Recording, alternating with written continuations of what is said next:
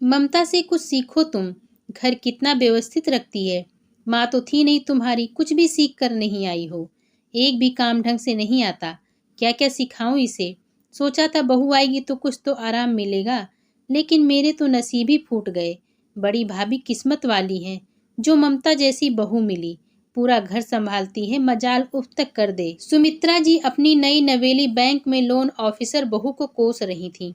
उनकी बहू अंजलि को कोरोना के कारण वर्क फ्रॉम होम मिला हुआ था। जब से वर्क फ्रॉम होम मिला, तब से अंजलि की जिंदगी में सासू माँ नाम की हल्की फुल्की धारा सुनामी बनकर हलचल मचा रही थी। अब अंजलि उन्हें हर समय घर पर दिखती थी, तो अब हर समय वह उसकी बुराइयां ढूंढती रहती थी और दुनिया भर की सारी बहुओं से उसकी तुलना करती थी। ममता भाभी की शादी 20 साल पहले हुई थी। वह अंजलि के पति धर्मेश के ताऊ जी के बेटे की पत्नी थी। अंजलि और उनकी तो तुलना करना बेकार था।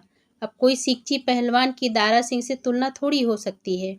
अब अगर मछली पंछी को आकाश में उड़ता देख और पंछी मछली को जल में तैरता देख परस्पर तुलना करें, तो दोनों को ही अपने आप में कमियां नजर आएंगी, जबकि दोनों में ही अपनी जगह कई खूबियां हैं। इसीलिए ममता भाभी और अंजलि की तुलना करना बिल्कुल बेमानी थी। तभी दरवाजे की घंटी बजी। धर्मेश के ममेरे भैया और उनकी बीवी मनीषा आए थे। सुमित्रा जी तो अपने कमरे में लेटे लेटे ही बड़बड़ा रही थी, अतः दरवाजा खोलने अंजलि ही गई। मनीषा भाभी को देखते ही अंजलि रुआसी होकर बोली, भाभी आप इतना अच्छे से तैयार होकर आई हो, अब आपके जाते ही मम्मी जी मुझे सुनाएंगी और कहेंगी, देख मनीषा भी नौकरी करती है लेकिन कितने अच्छे से सज संवर कर रहती है, तेरी तरह नहीं जो हमेशा ऐसे ही घूमती रहती है। लोग सोचते होंगे बेचारी कितनी दुखी है, सास खूब तंग करती होगी, घर में न जाने कितना काम है जो इसे ठीक से तैयार होने का टाइम भी नहीं मिलता है। लोगों का मुंह थोड़े न बंद कर सकते हैं, यहाँ तो अपना सिक्का ही खोटा है। मम्मी जी कभी मुझसे खुश ही नहीं होती, मैं कितनी ही कोशिश कर लूं उन्हें कभी खुश ही नहीं कर पाती। इतने में ही सुमित्रा जी भी अपने कमरे से बाहर आ गई थी। उनको देखते ही अंजलि चुप हो गई थी। मनीषा को अंजलि पहले भी अपनी समस्या बता चुकी थी। एक आत्मविश्वासी और आत्मनिर्भर लड़की को ऐसे टूटते देखना मनीषा को अच्छा नहीं लगा। मनीषा अंजलि के साथ किचन में आ गई थी। देखो अंजलि, मैं जानती हूँ तुम अभी किचन का सारा काम देखती हो, रोज नई नई डिशेस बनाकर बुआ जी को खुश करने की कोशिश कर रही हो, लेकिन मेरी एक सीख अगर तुम्हें सही लगे तो याद रखना, हम किसी को भी 100% खुश नहीं कर सकते। अगर तुम 10 काम सही करती हो और 11वें में थोड़ी सी भी गलती हो जाए तो वह एक गलती बहुत भारी हो जाती है। सासू माँ तो गलती ना होते हुए भी गलती ढूंढ निकाल लाने वालों में से एक होती हैं। तुम अपने लिए एक सीमा निर्धारित कर लो।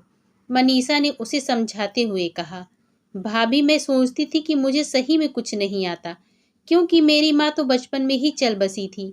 सोचा था सासू माँ में ही मुझे मेरी माँ वापस मिल जाएंगी, लेकिन ऐसा कुछ नहीं हुआ। मम्मी जी तो मुझसे हमेशा नाराज रहती हैं।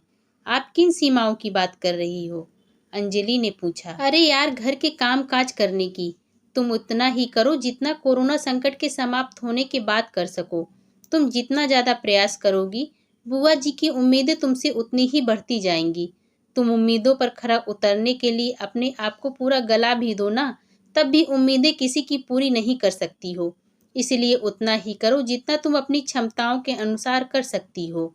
सासू माँ तो है ही एक ऐसा इंसान जिसे तो शायद भगवान भी कभी खुश ना कर पाए। मनीषा ने मुस्कुराते हुए कहा।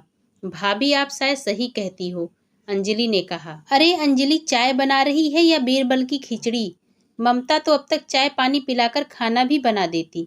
ऐसी फुर्तीली औरत मैंने आज तक कभी नहीं देखी। सुमित्रा जी बोल रही थी, कुछ भी कर लो, सासू माँ तो बुराई ढूंढ ही लेगी, तो फिर क्यों परेशान होना? अंजलि और मनीषा दोनों ने एक साथ कहा और खिलखिलाकर हंस पड़ी। अगर आपको मेरी आज की यह कहानी पसंद आई हो तो मेरे चैनल को लाइक शेयर एंड सब्सक्राइब जरूर करें। धन्यवाद।